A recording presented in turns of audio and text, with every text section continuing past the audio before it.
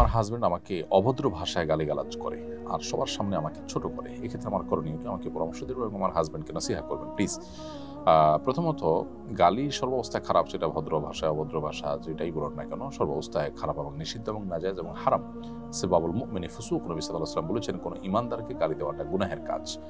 অতএব যিনি তার নিজের স্ত্রীকে এটি করছেন তিনি ডাবল গুনাহ করছেন। এক তো একজন মুসলিমকে তিনি গালি দিচ্ছেন, দ্বিতীয়ত স্ত্রী যাকে আল্লাহ তাআলা বলেছেন, যার সম্পর্কে আল্লাহ বলেছেন ওয়া আশিরুহুন্না বিল মারুফ, তোমরা তোমাদের স্ত্রীদের সাথে সুন্দরভাবে দিনাতিপাত করো, সেটার লঙ্ঘন তিনি করছেন।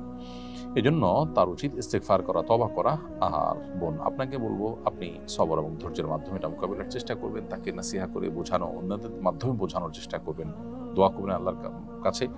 একটা সময় ইনশাআল্লাহ আল্লাহ তাআলা আপনাকে এই পরিস্থিতি থেকে মুক্তি দান করবেন এবং সবরের জন্য আপনি আল্লাহর কাছে অবশ্যই বিনিময় লাভ করবেন। আল্লাহ তাআলা মানুষকে অনেকভাবে পরীক্ষা করেন, এই পরীক্ষা যদি আপনি উত্তীর্ণ হন, দেখা যাবে আপনার জন্য ভালো কিছু অপেক্ষা করছে দুনিয়া কিংবা আখিরাতে ইনশাআল্লাহ তাআলা। এমরি খায়রুল ইসলাম আপনি লিখেছেন, আমার বিয়ে পড়ানোর সময় হুজুর ভুলবশত আমার বউয়ের ইজাজত নেননি, তবে কাজী সাহেব কাবিননামায় মেয়ের স্বাক্ষর নিয়েছেন, আমার বিয়ে কি সহিহ হয়েছে? আপনার বিয়েতে যদি আপনার সম্মতি থাকে সেটা হলো সবচেয়ে গুরুত্বপূর্ণ বিষয়, এবং আপনি যদি প্রস্তাব দিয়ে থাকেন বা কবুল নিয়ে থাকেন, বলে থাকেন মুখে, যদি বিয়ের প্রস্তাব দিয়ে থাকেন অথবা প্রস্তাবের সম্মতি প্রকাশ করেন, কবুল বলে থাকেন, দুটা কোনো একটা করে থাকেন মুখে, তাহলে বিয়ে হয়ে গেছে। আলাদা করে ইজিন বা ইজাজত নেওয়ার প্রয়োজন নেই। যদি আপনি মুখে কোনো কিছুই না বলেন, শুধু স্বাক্ষর করেন, তাহলে সেক্ষেত্রে বিবাহ বিশুদ্ধ হবে না, এ বিয়ে আবার পড়াতে হবে। আমার বোন ঢাকায় পড়েন, বাবাকে নিষেধ করলেও উনি বারণ করেন না। নারী শিক্ষার্থী দূরে একা পড়ালেখা করতে পারবে কিনা? যদি মাহরাম নিয়ে আসেন, দিয়ে আসেন এবং সেখানে পর্দার সাথে পড়ার পরিবেশ থাকে, তাহলে হলে থেকে বা আত্মীয়স্বজনের বাসায় থেকে যেখানে পর্দার সাথে পড়তে পারেন, আসা যাওয়া করতে পারেন, সেরকমটি করলে সেটা জায়েজ আছে। সেটা যদি না হয়, পর্দার বিধানে যদি ব্যাঘাত ঘটে, মাহরাম ছাড়া সফর করতে হয়, তাহলে সেটা কিন্তু জায়েজ নয়। আপনি আপনার বাবাকে নিষেধ করেছেন, তারপরেও তিনি করলে তিনি আল্লাহর কাছে দায়ী থাকবেন। আপনি বোনকে বোঝাবেন এবং দোয়া করবেন তাদের হেদায়েতের জন্য।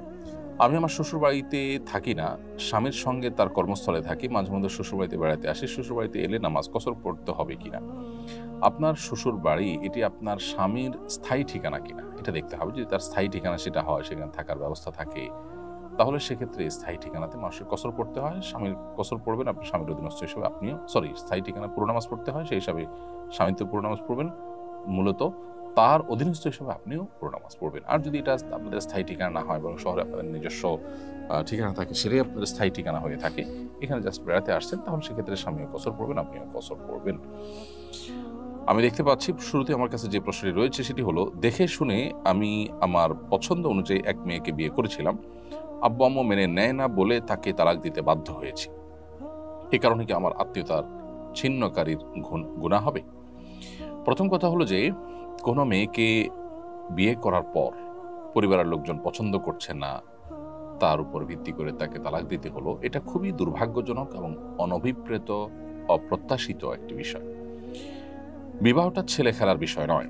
নিছক আবেগের বশে আপনি একজনকে বিবাহ করলেন, আপনার পরিবারের কনসার্ন, আপনাদের পরিবারের মতামত আপনি নিলেন না, এবং পরিবারের চাপ কতটা আসতে পারে, আসলে সেটা আপনি সামলানোর কতটা ক্ষমতা আছে বা তাদেরকে কতটা কনভিন্স করার মতো সুযোগ আপনার হাতে আছে, সে বিষয়গুলোকে বিবেচনায় না রেখে নিছক আবেগের বশে একটা মেয়েকে বিয়ে করার পর যখন আপনি তাকে তালাক দিতে হলো আপনার বাবা মার কথায় বা পরিবারের লোকদের কথায়, তখন সে মেয়েটার উপর এটা কত বড় জুলুম হয় এবং তার উপর কত বড় অবিচার হয় সেটা বলার অপেক্ষা রাখে না। বিধায় এই বিষয়টা অত্যন্ত সেন্সিটিভ, অত্যন্ত স্পর্শকাতর, মানুষের অধিকারের ব্যাপার, মানুষের হকের ব্যাপার, একটা মানুষকে ক্ষতিগ্রস্ত করার মতো ইস্যু, এরকম অপরাধ, এরকম গুনাহ ইসলামের দৃষ্টিতে আরেকটা হতে পারে না।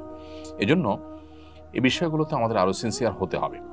বাবা মা যদি কোনো যৌক্তিক কারণে আপনাকে তালাক দিতে বলেন, যেখানে দেখা গেছে যে আপনি হয়তো খুবই দিন বিমুখ একটা মেয়ে বিয়ে করেছেন, যার ফলে আপনার ভবিষ্যৎ প্রজন্মের ভবিষ্যৎ অন্ধকারের মধ্যে পড়তে পারে, সেরকম যৌক্তিক কোনো গ্রাউন্ড থেকে তারা যদি আপনাকে তালাক দেওয়ার নির্দেশনা দেন এবং সেটার কারণে আপনি তালাক দিতে হয়, সেটা ভিন্ন কথা। আর তা না হলে নিছক আপনার ঠুনকো অজুহাতের ভিত্তিতে বা তাদের অমতে কেন করেছেন সেজন্য, অথবা অন্য কোনো আপনার ঠুনকো অজুহাতের কারণে যদি আপনি তাকে তালাক দেন, তাহলে সেটা হবে অন্যায়। সেটা আরেকটা গুরুত্বপূর্ণ বিষয়। যৌক্তিক কারণে দিলে তো ঠিক আছে। এর পাশাপাশি আহ, আত্মীয়তার ছিন্ন করার যে বিষয়টা আপনার মূল প্রশ্ন, সেটি অবশ্য এখানে কার্যকর হবে না। কারণ রক্ত সম্পর্কীয় আত্মীয় যারা আছেন তাদের সাথে সম্পর্ক ছিন্ন করার ব্যাপারে শরীয়ত আমাদেরকে গুরুত্ব আরোপ করেছে, এবং সেখানে সম্পর্ক ছিন্ন করাটা হারাম। কারোর সাথে বিবাহ বন্ধনে আবদ্ধ হয়েছেন, তার সঙ্গে যৌক্তিক কারণে, শরিয়া গ্রাহ্য কারণে যদি তালাক বা বিচ্ছেদে যেতে হয়, তাহলে এটাও তো এক প্রকার আত্মীয়তার সম্পর্ক ছিন্ন করা। শরীয়ত এটাকে তো অনুমোদন করেছে। ইসলামে তো তালাক নিষিদ্ধ নয়। অতএব বোঝা গেল যে এটা আত্মীয়তার সম্পর্ক ছিন্ন হিসাবে গণ্য হবে না। পুরুষ শিক্ষকের কাছে মেয়ে শিক্ষার্থীদের মৌখিক পরীক্ষা দেওয়া জায়েজ হবে কিনা? পর্দা মেনটেন করে মৌখিক পরীক্ষা দিলে সেটি না জায়েজ হবে না, সেটি জায়েজ হবে। পর্দা পরিপূর্ণভাবে পালন করে পুরুষ শিক্ষকের কাছে মৌখিক পরীক্ষা দেওয়া যেতে পারে। গুনাহগার বান্দি আইডি থেকে আপনি লিখেছেন, বাবার মামাতো ভাইকে কি বিয়ে করা যাবে? বাবার মামাতো ভাই আপনার জন্য মাহরাম নন। বাবার মামাতো ভাই এর সাথে আপনি মেয়ে হিসাবে পর্দা করতে হবে। যে আপনার মাহরাম নন তার সাথে বিবাহ বন্ধনে আবদ্ধ হতে কোনো অসুবিধা নেই, সেই হিসাবে বাবার মামাতো ভাইয়ের সাথে বিবাহ বসতে কোনো অসুবিধা নেই। আস-সুন্নাহ ফাউন্ডেশন, উম্মার স্বার্থে সুন্নাহর সাথে।